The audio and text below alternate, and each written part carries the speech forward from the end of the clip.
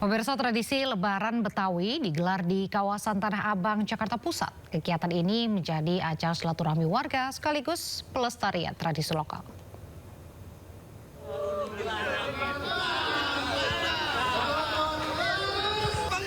Warga memeriahkan Lebaran Tanah Abang yang digelar di Tanah Abang, Jakarta Pusat. Beragam kesenian khas Betawi ditampilkan mulai dari atraksi palang pintu hingga atraksi manusia petasan yang tentunya menarik para pengunjung. Berbagai kuliner tradisional Betawi juga hadir memanjakan para pengunjung.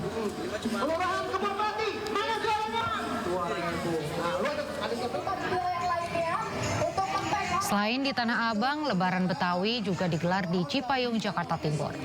Suasana meriah terasa begitu memasuki area perayaan Lebaran Betawi di Kecamatan Cipayung, Jakarta Timur. Selain menampilkan beragam seni budaya Betawi, juga ada aneka makanan khas Betawi yang dijajakan seperti kerak telur, dodol Betawi, selendang mayang, hingga bir peletok.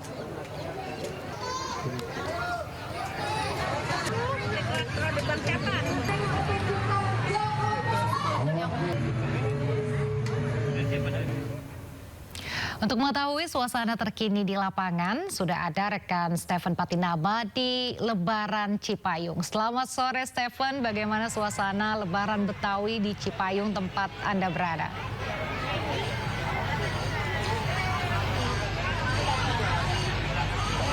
Ya, selamat sore menjelang malam Nadia. Untuk suasana di lokasi saya berada yaitu di Taman Agrowisata Cilangkap yang merupakan lokasi diadakannya Lebaran Cipayung. Begitu sejak pagi tadi memang sudah diramaikan oleh para pengunjung.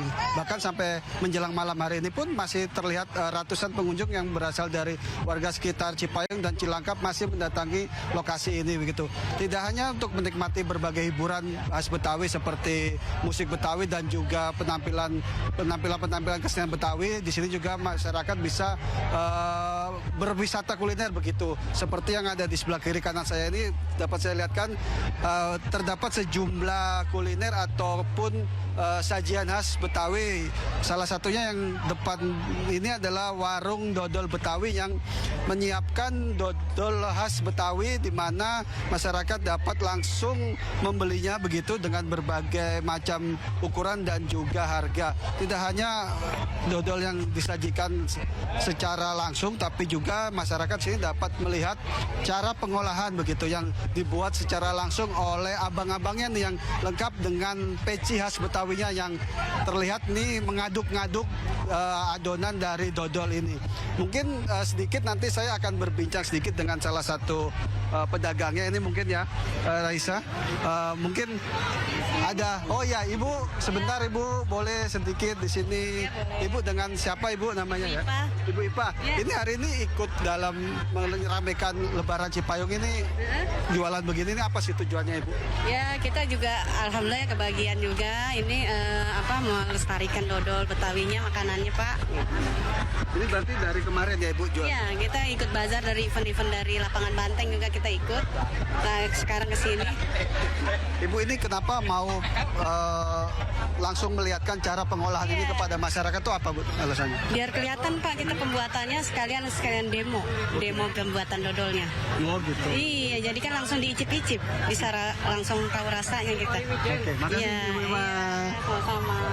Ya itu tidak hanya menampilkan atau menjual dodol saja, tapi memang melihatkan cara pengolahannya di mana terlihat masyarakat pun sangat antusias melihat cara pengolahan dari makanan khas atau hidangan dari Betawi ini, yaitu dodol Betawi begitu Raisa. Tidak hanya dodol Betawi, memang di sini ada juga hidangan khas Betawi lainnya, yaitu ada kerak telur dan juga toge goreng yang terlihat di layar kaca ini, yang juga menjadi salah satu tempat yang ramai dikunjungi oleh masyarakat yang datang ke Lebaran Cipayung ini. Begitu Raisa, di sini dapat terlihat abang-abangnya ataupun pedagangnya langsung membuatkan pesanan kerak telur yang dipesan oleh para pengunjung yang datang meramaikan Lebaran Cilangkap atau Lebaran Cipayung pada sore hari ini, yang mungkin akan berlangsung pada hingga malam nanti. Begitu Nadia.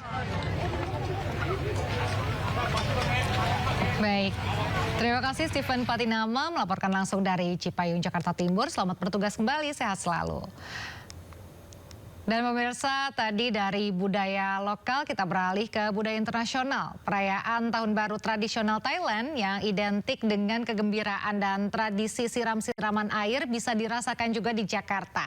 Ratusan warga Thailand dan juga Indonesia memeriahkan Festival Songkran 2026 di kantor Kedutaan Besar Thailand.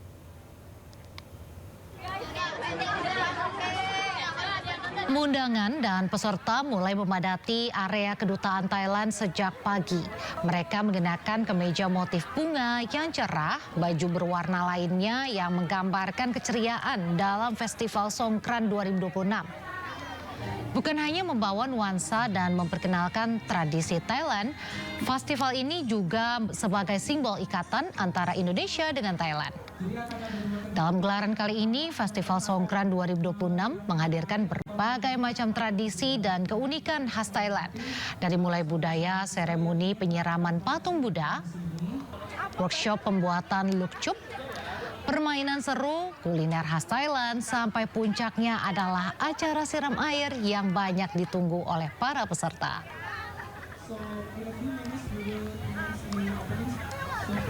Kebetulan baru pertama kali sih Kak, dan ini seneng banget ya kebetulan karena warnya itu susah banget kita dapetin tiketnya Kak, kayak gitu.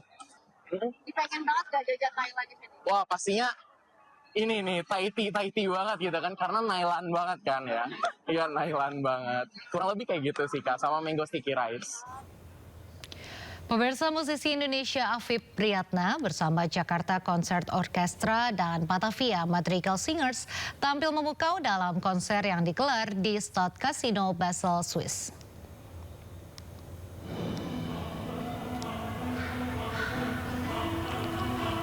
Konser bertajuk Symphony of the Archipelago yang digelar pada Jumat malam waktu setempat ini sekaligus untuk merayakan tonggak sejarah 75 tahun hubungan diplomatik antara Indonesia dan Swiss. Selama 2 jam, ratusan penonton di Stadskasino Basel disuguhi repertoar lagu-lagu nasional dan daerah Indonesia yang memukau. Sang konduktor Afif Priyatna bersama kelompok yang dipimpinnya juga menyisipkan kejutan dengan membawakan lagu tradisional Swiss yang berjudul The Basel Amim Rey.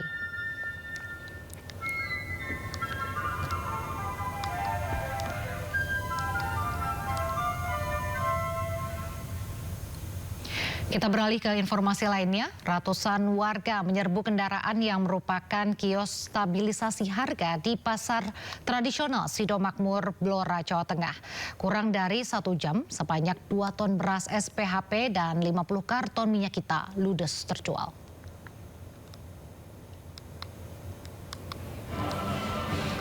Ya, rela berdesak-desakan demi untuk mendapatkan minyak kita dan beras SPHB. Kios stabilisasi harga yang terdiri dari kendaraan mobil bak membawa 2 ton beras dan 50 karton minyak kita kurang dari 1 jam semuanya ludes terjual. Banget murah. Boleh menolong Mas. Kalau dibanding di toko yang lain gimana Bu? Murah ini ya? Beda. Oh, murah ini ya Bu ya? Sangat membantu. Harganya berapa tadi? 15.700. Itu murah atau gimana Pak? Banget murah. Mungkin apa? Harapannya apa ini? Harapannya ke depan semakin terus. Ada terus. Rutin ya? Terus ya. Makasih.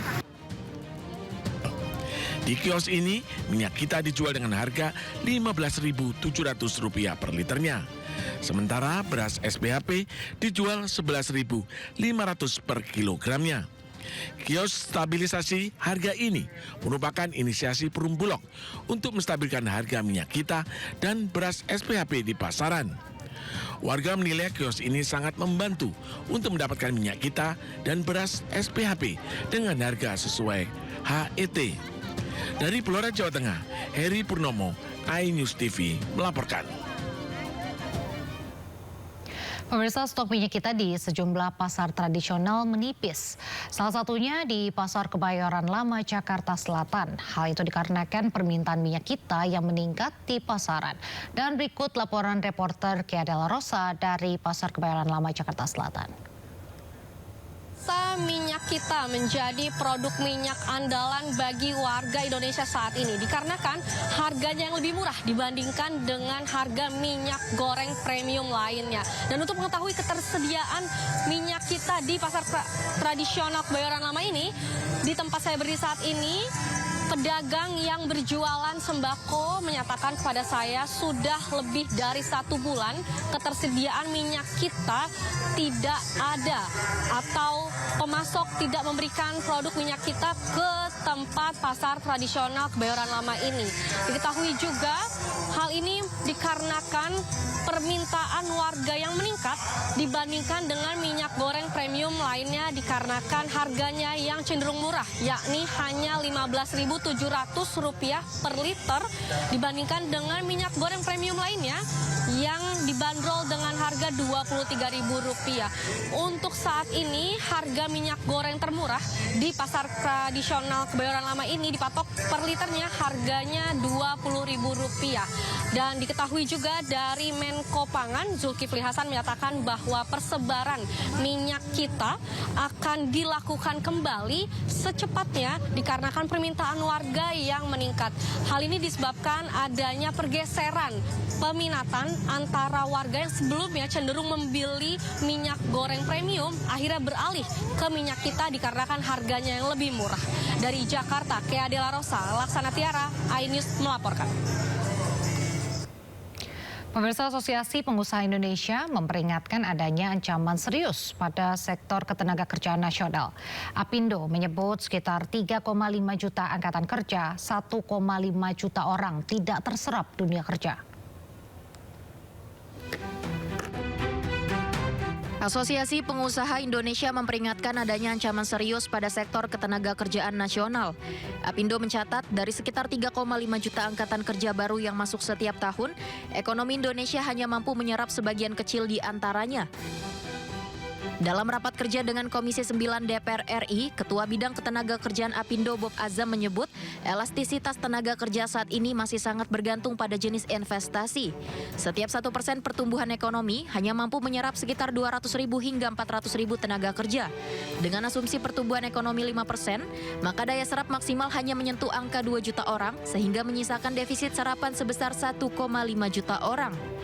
Dan kalau kita lihat pertumbuhan ekonomi kita, setiap 1% pertumbuhan ekonomi kita itu bisa menyerap antara 200 sampai dengan 400.000. 400.000 kalau investornya adalah padat karya semua. Tapi kalau tidak padat karya, lebih banyak padat modalnya, mungkin 200.000, mungkin hanya 100.000. Jadi kalau pertumbuhan kita 5% dan semuanya padat karya, itu yang terserap hanya 2 juta. 1,5 juta tidak terserap. Sementara itu berdasarkan hasil survei Apindo, 67% perusahaan tidak berniat melakukan rekrutmen baru. Sementara 50% enggan untuk melakukan ekspansi bisnis dalam 5 tahun ke depan. Kondisi tersebut tak terlepas dari tren investasi yang belum optimal, khususnya di sektor padat karya yang selama ini menjadi penyerap tenaga kerja terbesar. Selain itu, regulasi yang berubah-ubah dari pemerintah menciptakan ketidakpastian dunia usaha.